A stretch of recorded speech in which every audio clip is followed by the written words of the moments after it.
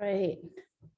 Thank you all very much for joining us this evening for our talk with Abigail Akindude, Vera Tineo, and Kyra Gregory. This is our fourth talk of the year and the first of our fall term. We have others programmed, so be sure to visit our website at manhattangraphiccenter.org to register for them. And while you're there, you'll be able to sign up for our mailing list and see our other events and course offerings. You can also follow us on Instagram, Facebook, and Twitter to keep up to date.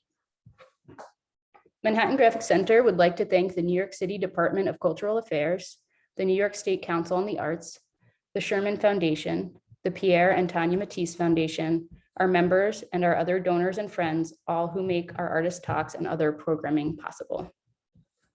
We'll be doing a Q&A at the end of the presentation. So if you have a question, you can put it in the chat that you see at the bottom of the screen. You'll also have the opportunity to unmute at the end of the talk if you'd like to ask your questions directly to the artists, but we are going to wait till all three presentations have ended and take all of the questions at the end. But you're welcome to put it in the chat as we go. My name is Kay Sarantonio. I'm on the Manhattan Graphic Center management team, and I'm very happy to welcome our first presenter of the evening, Abigail Akindude.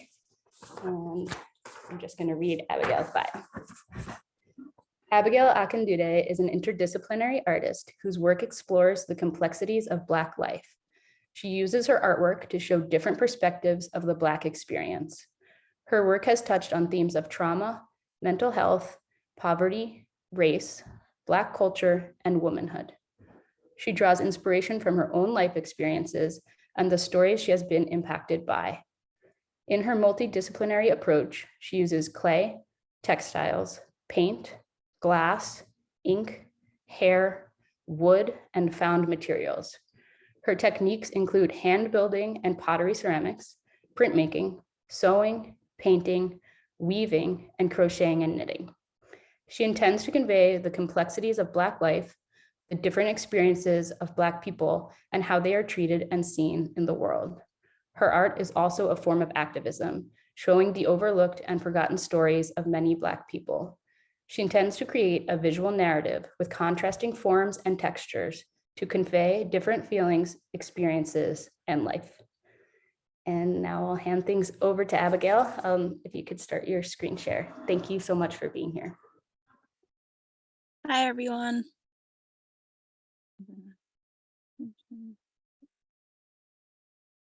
Can everyone see my screen?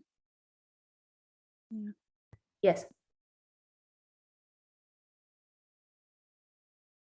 First, I want to say thank you to everyone for attending this art talk, and also thank you to Manhattan Graphic Center for having me, obviously.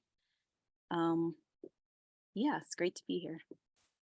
So we're going to start with a sculpture. This sculpture is called Ovary, and it's depicting an ovary. I think we're not seeing the sculpture right now. Oh, sorry. I saw the slideshow, but then it went away.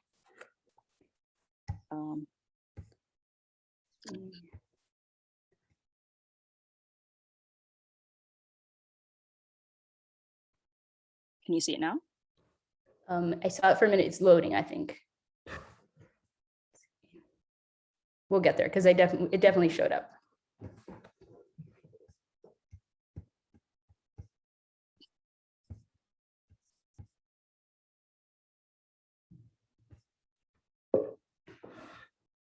It says my screen share is paused. I don't know. You could refresh or maybe stop the screen share and reshare. Okay. Yeah, try that.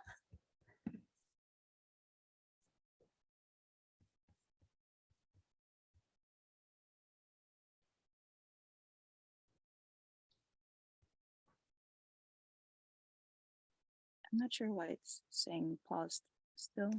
Not sure why that would happen either. We can see the slides when it's not in the presenter mode. If you want, we could look at them that way. I know it's okay. Not the full view.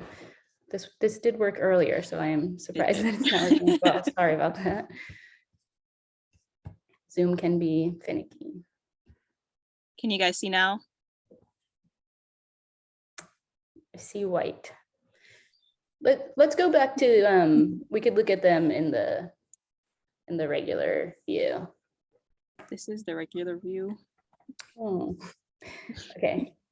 All right, so why don't you stop the screen share? We'll try one more time. Okay. And in the meantime, if you share the presentation with me, I'll see if I can share from my screen. Can you guys see now? I can see now. Okay. We'll just do it from here. Okay. All right. So first we're going to start with an ovary. You guys can see. Click. Let me see if it works now. No. We'll just go with how it was before then. Sorry about that. I don't know if that was a Zoom. What you can do is zoom in. So I don't know if you have a Mac. It's Control Plus. That's perfect, actually. That worked well. And just, zoom into the picture so we can actually see it. And Okay. that resolves the not showing. Thank you. Yeah. Yeah, Just be this careful. actually, I can see well now. Thank you. Okay.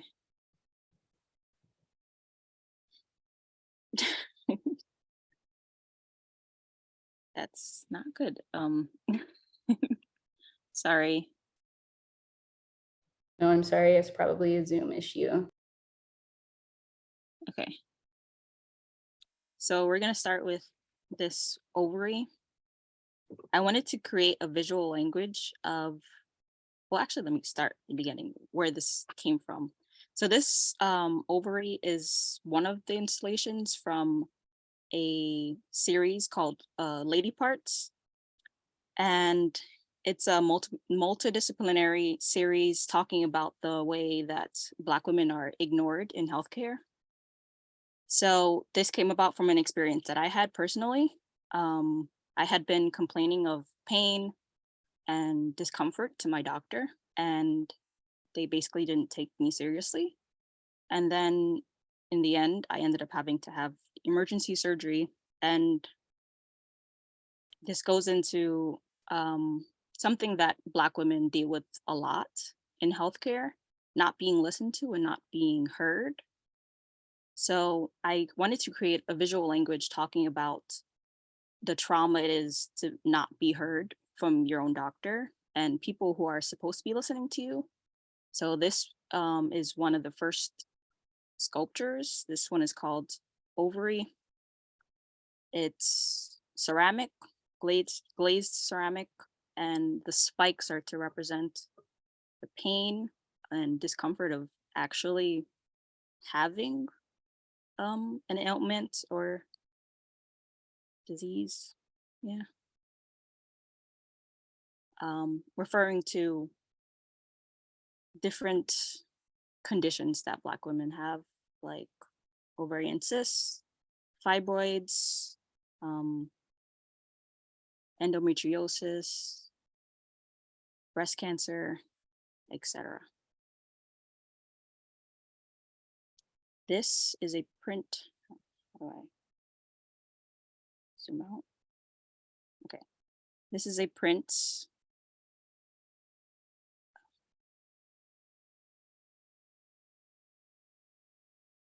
How do I? Oh, sorry. Yeah.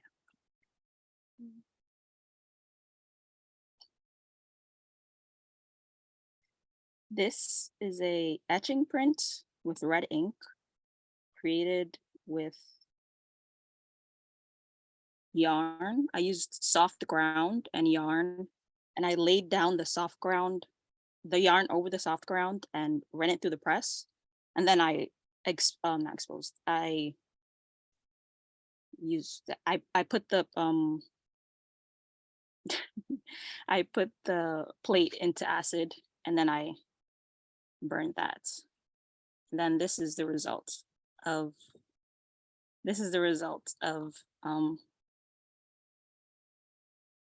putting the yarn over the plate.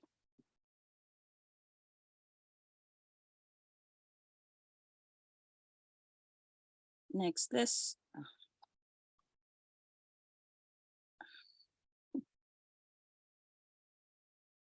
This is a, oh my gosh. This is a silk screen of a uterus, going back into that thorn image or imagery, using that imagery to reflect pain and discomfort. And this is silkscreen on paper. Next one.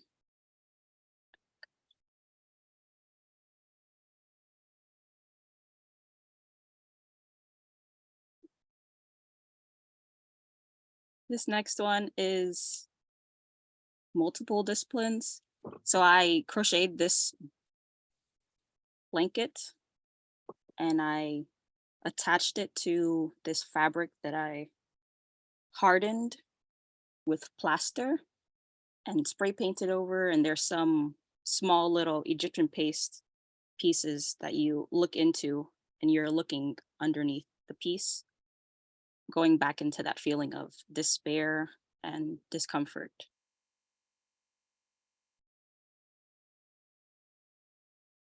This next one.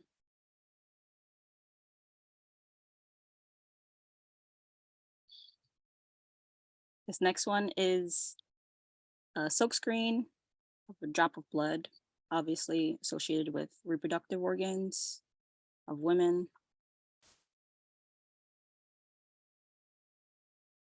All right, next is this series I started on hair and the laws around hair and Black people in the United States. So this law was passed in 2019 that allowed Black people to wear their natural hair in any state without being discriminated against in workplaces, schools, and any places of business. So before this, well, even now, people like employers have gotten away with not treating Black people fairly in terms of their hair. Black people are discriminated against because of their hair and how they wear their hair. So I created this by taking some recycled canvas. I went to Brooklyn College, so there was a painting area and there was a lot of people who didn't want their scrap pieces. So I like to collect a lot of supplies. So I took the scrap fabric and I sewed it together and I used it as my background. And then I used the text that they use, and I think it's Times New Roman.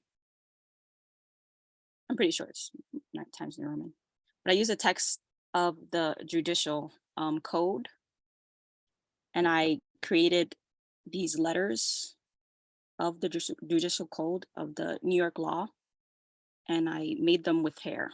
Braiding hair usually used for box braids, faux locks, all those things. And this is usually, yeah, this is how it looks. This is how it looks on the wall. This is where I want it to be shown. Yeah. Next, this one is a silk screen. It's definitely off registration, but this was like a happy accident that I really liked. The spikes also going back into feelings of despair, anxiety, self-deprecation, not feeling the best or as confident as you want to feel. Definitely growing pains. Yeah. This one is a bust, a self-portrait bust. Under that, you can see my face, but you can't really see it if you're just looking at a glance. These spikes also going back to that feeling of despair, but this time being in a different format, being on the outside, going to a feeling of armor, not really wanting to be seen or interacted with. closely.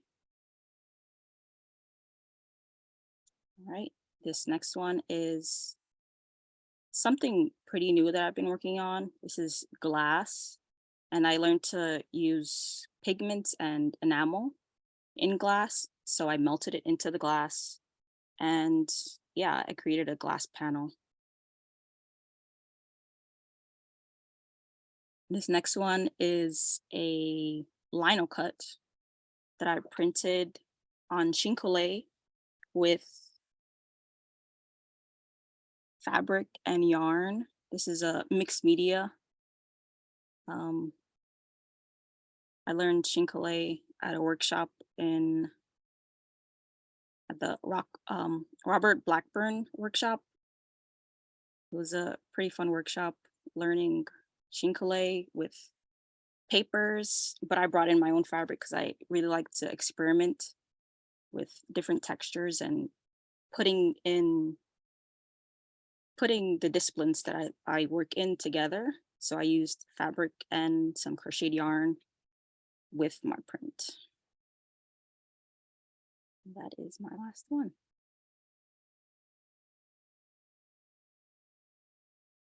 I think. Thank you. That was great. Okay, so next we have Kyra Gregory. Kyra Gregory is a painter, printmaker, multimedia artist based in Queens, New York. They graduated from Princeton University in 2019 with a major in visual arts and a certificate in gender and sexuality studies. Kyra works primarily in woodcut relief and often uses their prints to construct print and painting-based collages. Their work is rooted in an existential search for self and community and driven by their personal experiences with queerness, mental illness, and spirituality. And now I'll hand it over to Kyra. Cool. Hey everyone, thanks Kay for the introduction. I'm gonna get my screen share going. Hopefully it'll work. If not, we'll figure it out. Can people see? We can see. Thank you. You can see? Okay, great.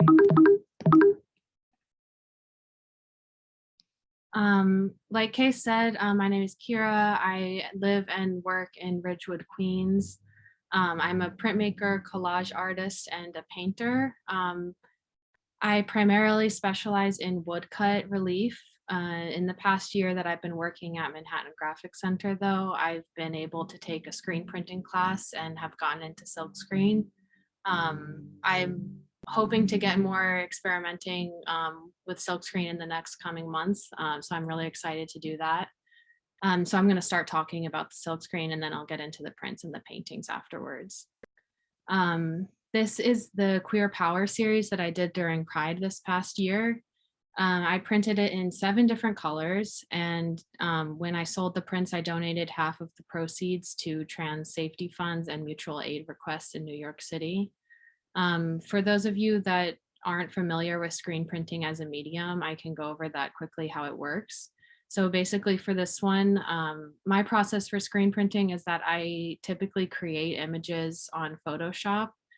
For this one, I depicted people who I know and characters who I created as well, and created the composition on Photoshop and then printed that on a transparent film, which I used to make the screen. Screen printing basically functions as a stencil of sorts. That's the best way to sort of basically understand it. So everything that is not covered up by something called emulsion, the ink goes through and is printed as a positive that way. So that's how I made this one. And this next one is also part of a Pride series that I did. It's a trans memorial print, a screen print. I finished this one later on in the summer. It was a very similar process, but because of the detail, it took much longer to finish up, but it's still for Pride because Pride never ends. And I went from the Photoshop drawing for this one again to the screen and then to the print. It's a memorial piece for the 56 trans folks who were killed in 2021. And for this one as well, 85% of the proceeds were donated to trans safety funds and for mutual aid efforts directly to people who needed funds. So now I'll start talking about the woodcut prints. Woodcut is a relief process. So instead of screen printing where you create a positive image and that image is reproduced onto the paper, relief printing is sort of a negative process. So you take away what isn't going to be there and then print the reverse on the sheet. I mostly use poplar wood, but sometimes use whatever I can find in the trash or on the street. I even have some neighbors who now are on the lookout for me and bring me scrap wood to carve. It sort of depends on the wood, but poplar is my favorite. This series is a series of Catholic saints that I began in 2021. On the far left is Saint Jude, who's the patron saint of hopeless cases. In the center is Saint Anthony of Padua, who's the patron saint of lost items. But I like to think of it as like lost minds. And on the right, we have Saint Dymphna, who's a patron saint of mental illness, anxiety, and sleep disorders. So I was raised Catholic. I'm not currently practicing, but it still definitely defines a lot of my spiritual practice and just like my spirituality as a person these days. I'm really drawn to the iconography of Catholicism and the aesthetics of it. I really like how emo it is and how ornate and over the top it can be as well. So yeah, that's what's been going on. I use these as parts of collages as well as yours, you'll see later. Next, I have this series of toothbrushing prints. I'm really drawn to, well, the one on the left is called Brushing My Teeth Again, and the one on the right is called Brushing My Teeth Again. And I've been really drawn to toothbrushing, especially during the beginning of the pandemic, during lockdown. I was really drawn to brushing teeth as a repetitive act that, like printmaking as a medium, actually is repeated over and over, but each time is slightly different. You may be wearing different clothes, maybe your toothbrush changed, maybe you're in a different bathroom, but the action is the same. The repetition is the same. It serves as sort of a timestamp or even like a time warp where all of those moments become like together in the same moment. And that's what these prints are sort of about. I have multiple other prints about toothbrushing as well, but these are my two favorites. So I picked those to show. And parts of these also show up in my collage works that you'll see later. This is a more recent woodblock series that I've made. It's less of a series and more of a collection, I guess. Instead of formally editioning any of these, I created them solely for the purpose of collaging. The one on the left is entitled Migraine. The one in the middle is called Bound, and the one on the right is Not to Be Dramatic. These are sort of visual representations of various emotions that I've had. As someone who has lived a lot of most of my adult life dealing with mental illness, and also migraines, which sort of go hand in hand in a lot of ways because it messes with your emotions and how you perceive the world. A lot of my work explores what those feelings might look like to someone else and like how to communicate what I'm feeling, because sometimes words aren't really enough. And then finally, I'll get into some of the collage works. So for these, they're very process oriented. I make sheets of ghost prints of my prints, which is when you print the block over and over again without applying new ink. So each time you print, the ink is slightly lighter. I'm also just really drawn to the idea that they're called ghost prints. There's something really nicely haunting about that. But this allows the color of the paper to come through, and it creates a nice texture of the print, I find, when making the collages. This is one entitled Card Players that I made for a show in 2021. It depicts my friends and roommates around a table playing cards, and you can see a lot of the woodblock cuts in the background are the saints, toothbrushing prints, and also some images from dreams that I've had. I like to think that the prints sort of create a subconscious of the painting, a like swelling of ideas and sentiments beneath the surface that come forward the more you look at it, and the deeper you really get into the painting, and like just the longer you look into the details. Here are some detail pieces. You can see St. Anthony and St. Dymphna in the background. Also on the left corner, you can see a print I made of a dream I had of drinking holy water, which was quite interesting. Here's some more details.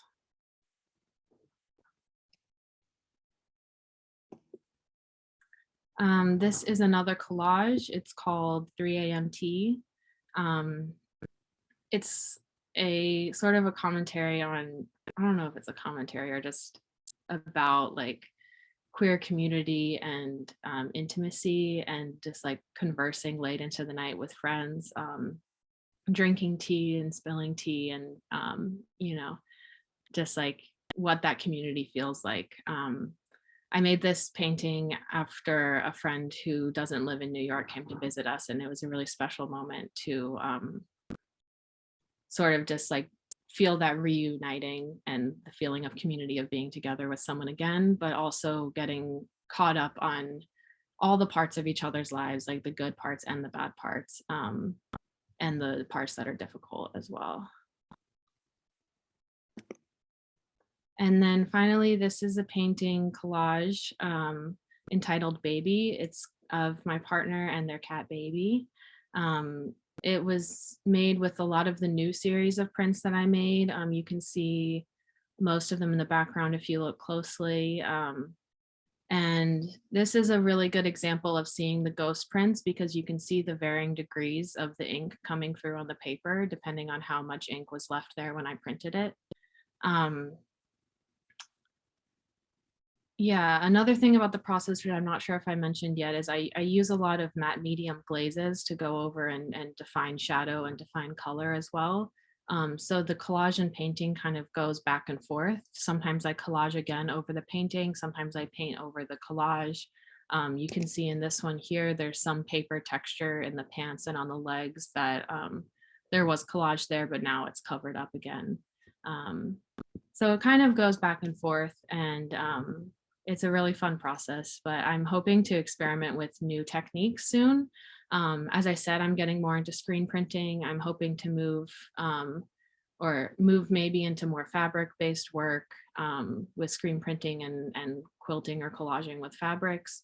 I'm also really looking forward to experimenting more with relief techniques like lino cut stamps or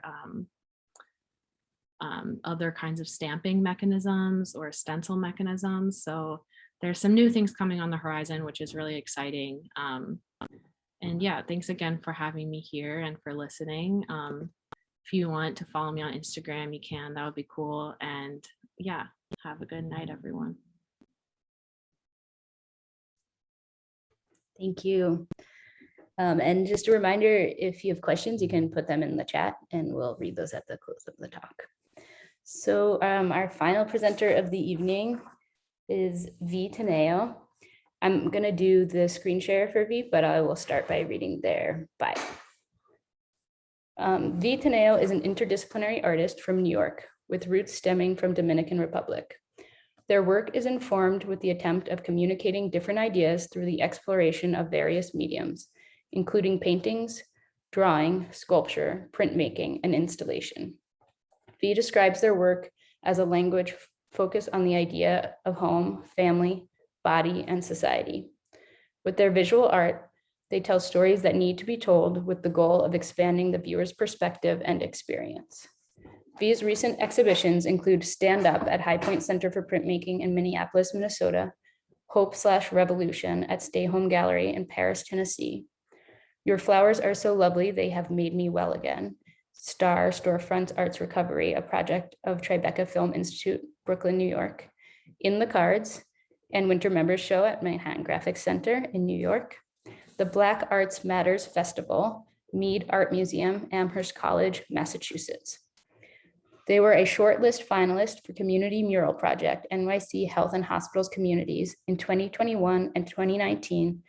V created French Windows, a limited edition silkscreen print and art totes for Les Amis des Arts, Norwalk, Connecticut. In 2020, they were a senior curator for In Reflection at Kentler International Drawing Space, Brooklyn, New York. V is an art yard teaching artist and video program manager.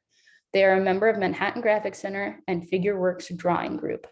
They hold a BFA from Hampshire College in Amherst, Massachusetts. V is fluent in Spanish and English.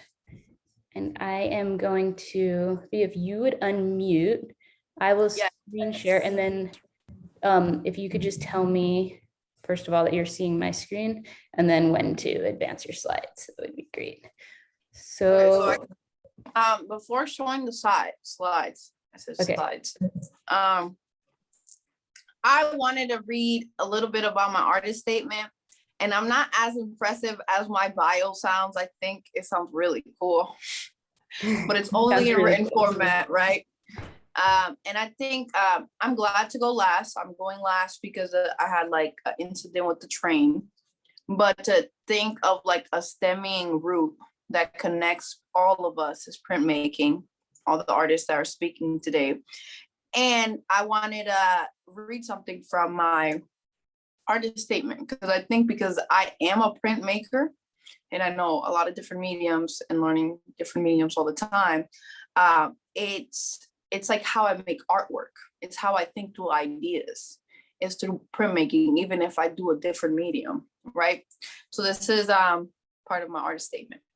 My artist practice has evolved to working with such a range of materials. I begin with an idea or sketch, then transform it. As a process-oriented artist, a medium can transform a piece from an idea to whatever I want to convey, the story to the viewer. Printmaking itself serves as an act metaphor. I don't know how to say that, but a friend added this. APT metaphor for what I do as an artist. No matter what method I choose for a particular work, I aim to develop my own visual language, a language that bridges exploration and experimentation through mark making. I will always find a way to say something, to speak, to be heard through what I create. So I think that's what the basis of printmaking is, like the origins, right? If anybody ever talks to me about printmaking, I talk about Martin Luther and the 99 rules that he posted on the Catholic Church as a form of protest. So I associate printmaking with protest and fighting for what you want to change in the world. And that's my approach to like why I fell in love with printmaking. So now we can go into the slides. All right, thank you. Thank you for that. So tell me that you can see them, and then when I do the slideshow, are you able to see? Yeah, there you go. Yeah. So this is one of the techniques that I have explored. It's called batiking. I would say if you had to put it in proximity closeness is to like screen printing, right? You apply wax directly onto fabric and then dye it. If you look at African print clothing, this is the process they take. It's an Indonesian process called batiking. They put wax, it creates the resist, the same way emulsion creates the resist, and then it floods through the holes. And in this case, I dunk it into red fabric dye. I'm not a good fabric dyer. This was my first batik ever. It became a batik out of having a conversation with a professor. It visually represents, the name is all about the process. It visually represents a surgery I had. I had gastric bypass, and I would say it's like a timeline of my gastric bypass. There's my former body, the day of the operation, the conversations, my hand is in there, a lot of things about body. We could go, and it's really large. I don't have the size. I'm sorry for excluding the size in all of my pieces, but we could go to the next one. Ooh, one back. One back? No, okay. I saw a green thing there. Sure. So You can I go left forward. the- I went too far forward, but I can go Oh. one forward. That's fine. Okay. I got reasons why I'm connected with MGC is because right out of college, as an artist, artists are always struggling for studio space. And my professor at the one that helped me do the faded red, which is pink, I call it the pink thing too. She told me about MGC and to apply. So I did, and I got access, and I'm still here. And I think I was told, during another meeting that I've been here more than 2 years, but I'm not sure. But I took lithography as a class that I got to have for free for the scholarship. It's a large print. It was very ambitious for a process that I had no sense of. And it's supposed to be a cylinder, how it's installed, like in cycles, so it rotates. And this one has to do, like, I don't know if I have a particular narrative for it, but it's like the changes of our bodies and how we cannot hold ourselves.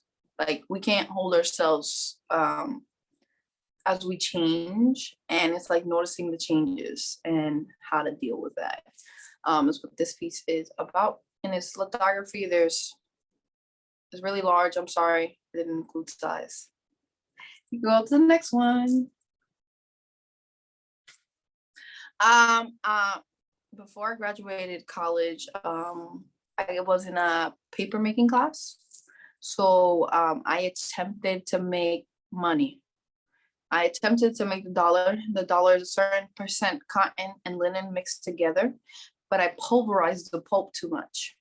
So when it came time to pull a sheet of paper, my pulp was too tiny. But luckily, I always worked smart. I had pulverized green cotton because I was like, if anything, green will represent directly to money. So I screen printed images that represent what my resources are. I put my siblings, my parents, what you represent New York as, my body, Dominican Republic. Some bills are both pesos. That's the one that has my mom and dad on it. The dollar bill has me on it and my body. There's one for my siblings, I'm pretty sure. So it's just like represents a resource. I screen printed it, I cut them out, and then I reconnected them with safety pins for clothing because I wanted it to, like, I guess you can see the safety pin, but it also works as, it's seamless in the piece where you cannot see it. Could you try to zoom in? Maybe, are you guys trying to see the safety pins? I see people like leaning forward, but they're there. It's just seamless, and it took forever to do, and I still have it because it's just like it took forever, so I can't like let go of this. And I made the paper. It was a labor of love. I made every part of it, and I printed it. I cut it. But yeah, we go to the next one.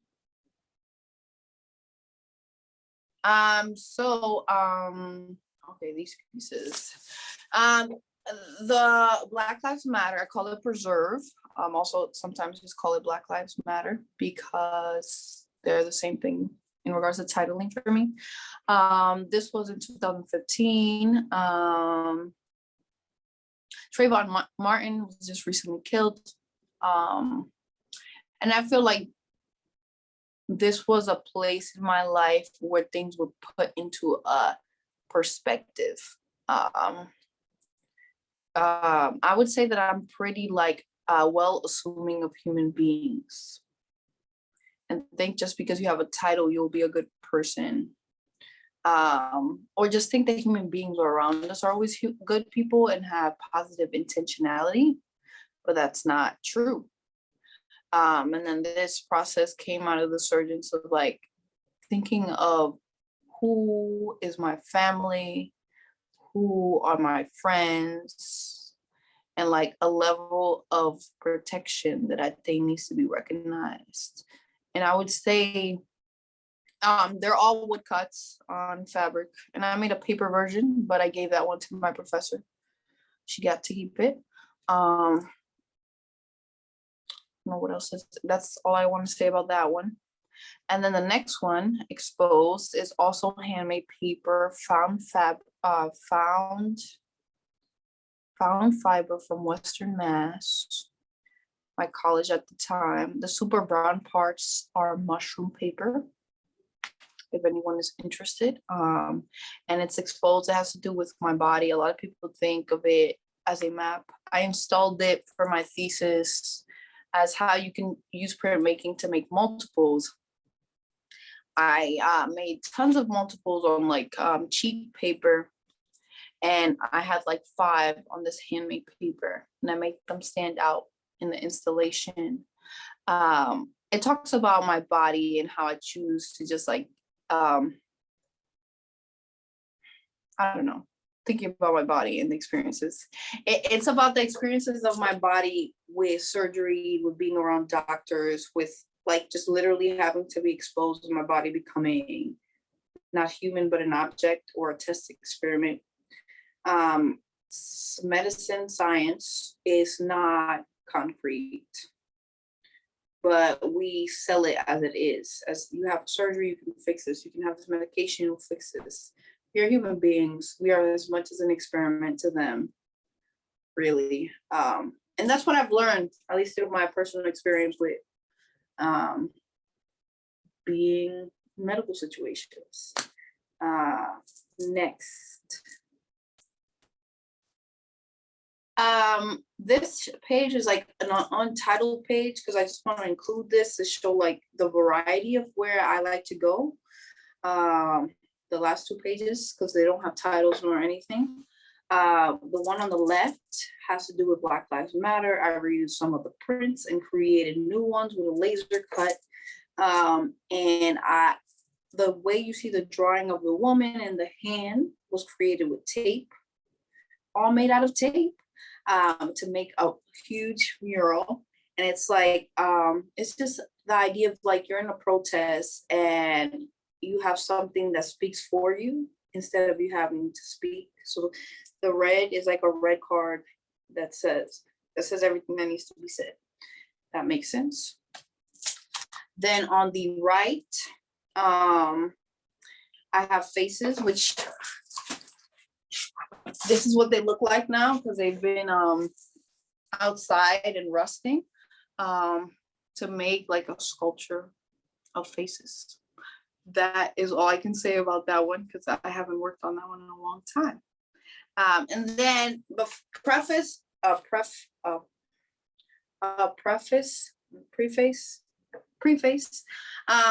before the next slide, which is my last slide, it includes nudity, my own nudity.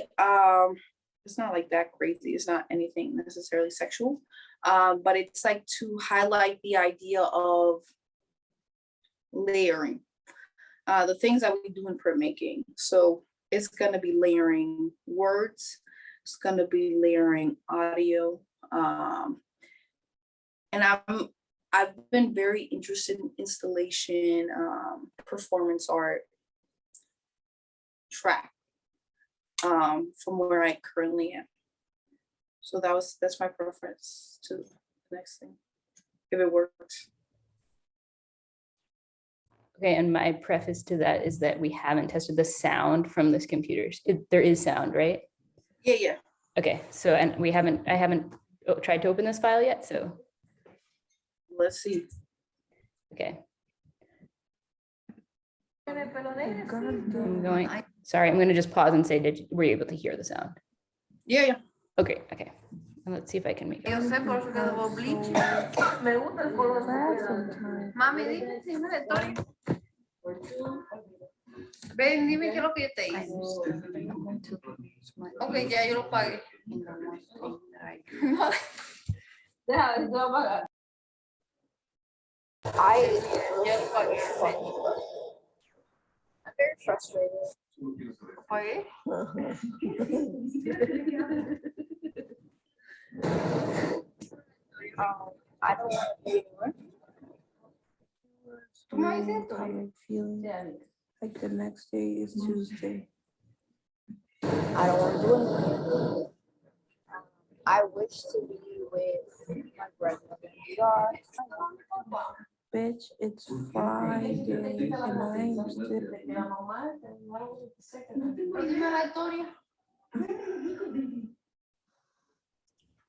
I would like to say that watching this off always makes me uncomfortable.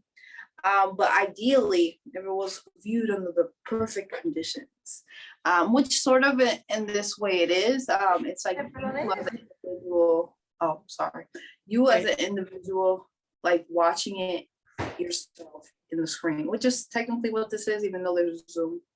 Because the way I exhibited it was on my phone, and I gave people headphones. So I wanted, it's like a private access into my mind and the layerings of things in the world. That makes sense. And that's the end of the slideshow, right? Mhm. Great. So I'm going to stop the share. Thank you so much, V. That was great. So I just want to say thank you to all three of you before we get into questions. That was really wonderful. I feel like really struck by I see a lot of connection in the work, and I really was moved by how powerfully emotive and emotional the work you're all making is, and yet so meticulously rendered, like thinking about those thorns and Abigail's work and the like repeated layering and collage and the connections that you're making with the safety pin. So it was just really wonderful to see all of that. I know it takes a lot of work to put together a presentation and to think through what you want to say. And you guys did such a wonderful job. I just feel really grateful. So with that, I would like to move into questions. If I think there are a few in the chat. And I will just say you can feel free to ask individual questions. And if anyone has a question that may be relevant to this whole group, or says, does anyone want to respond to the specific idea, you're welcome to ask a question such as that as well. And if you'd like to turn on your camera and raise your hand, we will call on you to unmute. I see Robin's hand. Do you want me to read the ones in the chat first? Yeah, read the ones in the chat first. Okay. All right, so let's see. Okay, so first we have a question for Abigail from Jimmy. Jimmy Green to Abigail, what is the title and meaning of the print done with yarn? That's the etching, the soft ground etching. Is that the one you mean, Jimmy? Could you also tell us the dimensions if you remember them? Yeah. Should I share my screen again or no? Sure, if you'd like to. We have a few minutes, so go ahead. If it works. Can you guys see? Yes. Is this the one that you were referring to, Jimmy? Actually, I can't see you, so I think so. I think that's the one. Yes. Well, this was a soft ground etching, untitled, referring to your insides, blood. Yeah, I purposely made it ambiguous, so you have to guess what kind of the part, what kind of the body is, where it is in the body. It could be a breast, it could be a cyst, an ovary, parts of your uterus, could be many things.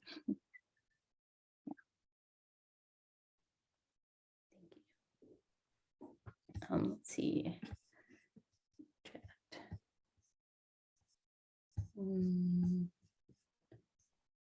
Okay, I think most of the other comments are so cool, amazing. They're great. So we don't have any other questions necessarily that I see in the chat. So I guess that makes it your turn, Robin. Okay, I will go. I have a question for you, Abigail, about the glass piece that you made. I'm curious, like where you were able to do that, like where you were actually able to I'm gonna say manufacture, that's not the right word, like create it. And do you I know most of your pieces like multimedia. Do you foresee incorporating other media into that? I think you're still muted, Abigail. That's all right. Yeah, this was part of a class that I took at Urban Glass. We used pigments and decals. Yeah, decals, pigments, and you layer the glass, firing multiple times. I found this image. It's a basic reproductive organ diagram image from Google, and I layered it with colored glass and frit. So this is part of a class that I took at Urban Glass with Dory Guthrie. She taught us how to use these pigments and the processes of firing and using the pigments in between. I'm mostly always working on something. I don't really stay in one specific medium. So I'll have like something that I'm working in crochet that I'll see elements of a print in it, or I'll see something the opposite, like this coat I have behind me. I thrifted it, but I know that I want to make it into a sweater or a jacket or something. Yeah, I'm always just trying to experiment and see what textures and elements of feelings that I could get out of creating these different languages through that. Yeah.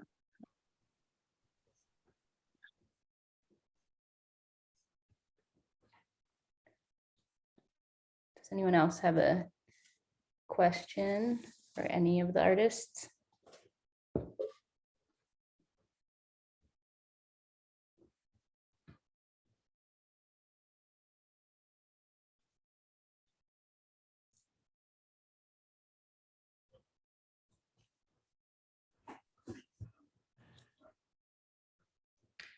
Oh, I was going to ask a question for V.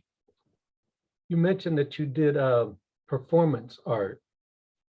Can you tell us about things that you've done in that medium?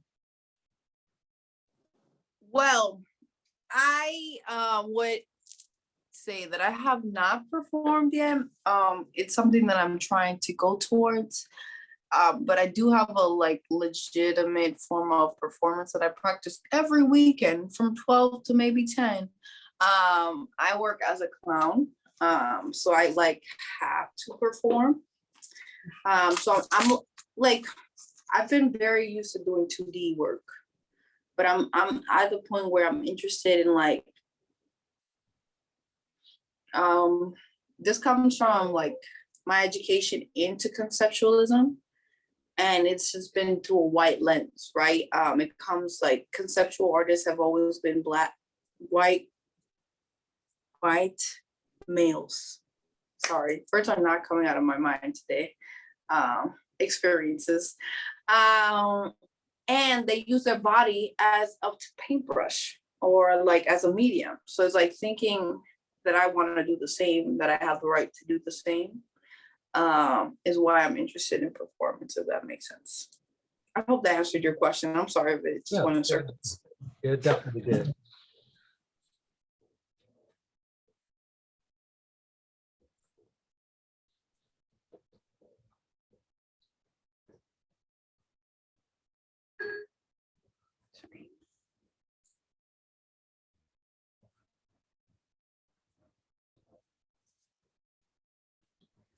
I find that I've written a lot of comments and less questions, but I'm happy to share them. I will, and I guess actually I'm wondering if anyone wants to respond to this, but I know, I realize you're all three working with the body in sort of different ways. And another thread that I saw come up is sort of the idea of protection, protection for a group of people, also self-protection on like an individual level. I wonder if that's something anyone has more thoughts about or has any sense of how you'll like continue to move in that direction. It seems like something that you know, is like a powerful element of all of your practices. Or if that even feels true to you. I would say that mine is not about protection at all. Mine is like maybe about the protection that is denied. I relating to like how Abigail talks about trauma. I think that may be something consistent between both of us, because I met someone this time period, maybe a few weeks ago. Sorry, I just don't know how to say things sometimes. That told me about how trauma is passed down. How you treat your body is how your possible ancestors have treated their bodies. A reason why I love coffee and coffee beans is because they were slaves in the Dominican Republic that needed to get their ass up and work labor. So I carry that from my ancestors, that I love coffee. So I think maybe I'm highlighting the mistreatment, the misvoice of the body, and how like we can ultimately just become completely separated from like, or at least I separate myself from my body. Like I know I have a body, but I feel like I'm sounding crazy. But I always think of how I talk and how I'm thinking and how I'm relating to others, more than like, this is my physical representation of me. Because I would say that I dress crazy, but I prefer it that way. But I'm not crazy up here, which is important. Sorry. I can continue talking, is all I can say. It is 7. I was just going to give it another minute or two because we didn't have too much time in case there are a few more questions. So I think we can go a few minutes over if that's all right with everyone.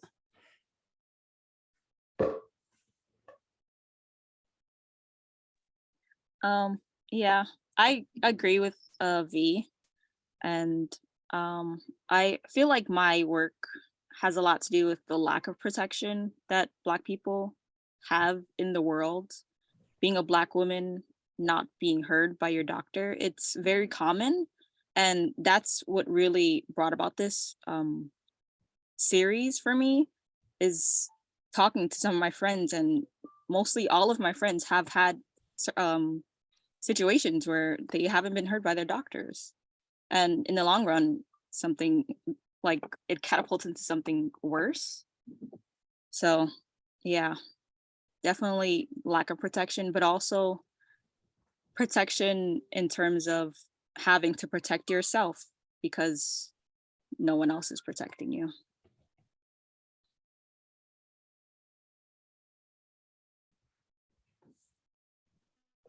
I feel like my work relates to the body in a different way.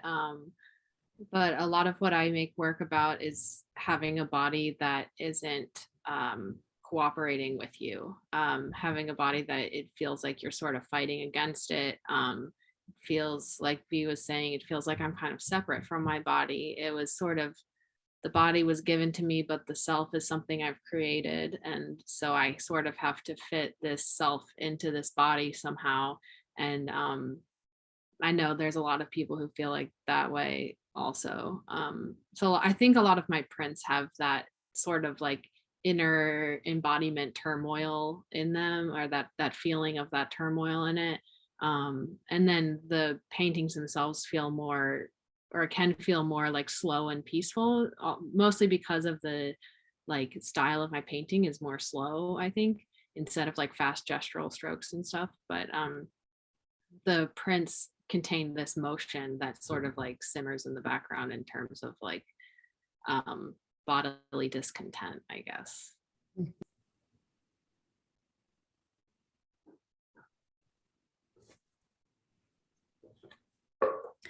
Thank you. Well, it is 7:05, so I think we'll wrap up. I'm going to end the recording.